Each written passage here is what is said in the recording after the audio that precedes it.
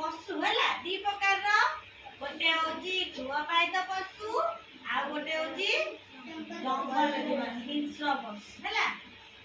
ତାକୁ ଆମେ ଘରେ ରଖିପାରିବା ପାଳି ପାରିବାନି ଗୃହପାଳିତ ପଶୁକୁ ଇଂଲିଶରେ କଣ କୁହନ୍ତି ଡୋମେଷ୍ଟିକ ଆନିମଲ ନହେଲେ କୁହନ୍ତି ପେଟ୍ ଆନିମଲ ଘରେ ଆମେ ତାକୁ ପାଳି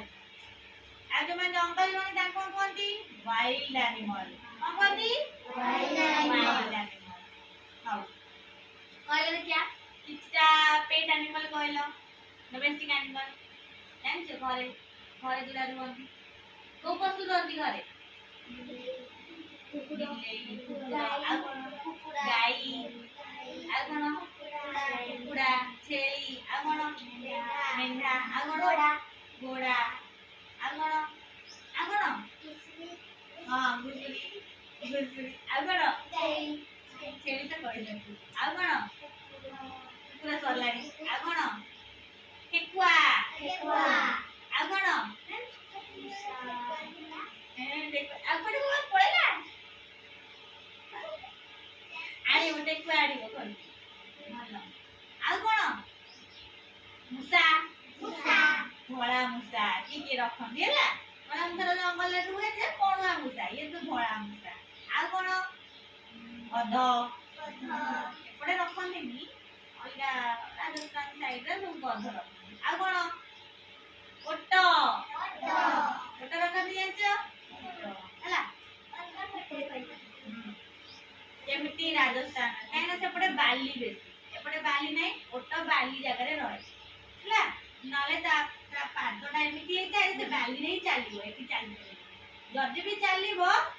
से एति रहि परिबो काहे कि ना जेमिति माछ पानी रे ही रहइबो तळ जगह रे रहइबोनी सेमति ओट बाली जगह रे ही रहि परिबो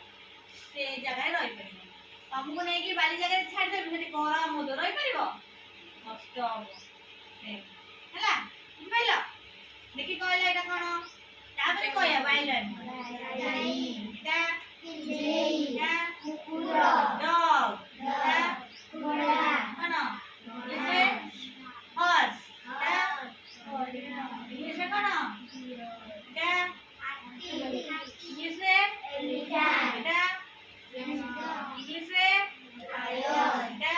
बाघ इसे टाइगर एटा भालू इसे डियर पशु एले भी घरे रहई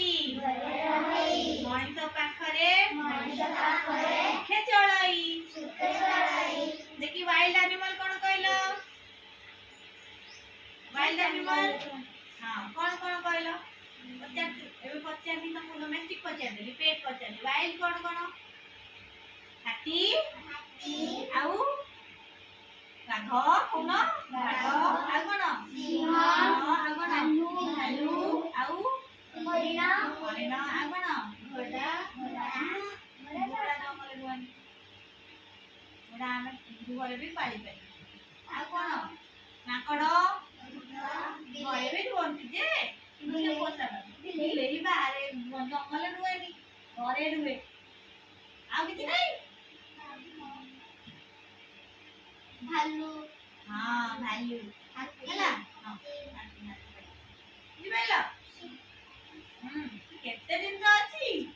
चिंपांजी राइनोसेरस ताकि कोंदी गोंडा हैला हां तापरे हमर आसिया पक्षी आकाशे उड़ई जल रे बुड़ई पक्षी बोली खुशी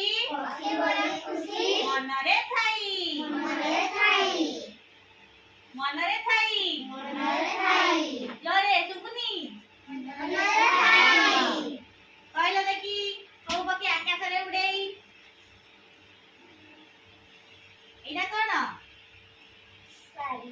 साड़ी देखछो की देखो साड़ी हां एटा आकाश रे उड़े एटा कोन एटा इंग्लिश से कोन कोनती आउल के करे कहले इगल आउल एटा आउ कोडा आकाश रे उड़े साड़ी एटा ओटा पक्षी हला माछ खाइ जेतो बेले ବସି ବସିକା ତାପରେ ହେଲା ଏଇଟା କଣ ବଣି ଏଇଟା କଣ ଚିଲକୁ କଣ କୁହନ୍ତି ଏଇଟା କଣ ଇଂଲିଶରେ କଣ କୁହନ୍ତି ଆଉ ବେଶୀ ପାଣିରେ କିଏ ବୁଡେ